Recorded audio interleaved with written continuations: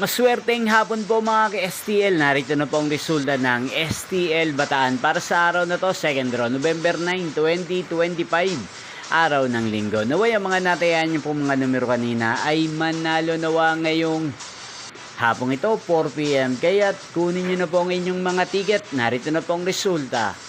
Ang mga numerong nanalo sa STL Bataan ngayong hapong ito, November 9, 2025, 4 PM. Second draw result 2 at 15 in exact order. Again, 2 at 15. At ngayong hapong ito sa STL Bataan, atin pong i-shoutout si Ate Almira ng Bataan.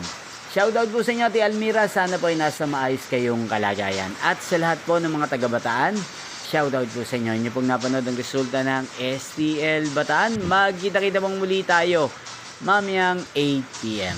Thank you for watching.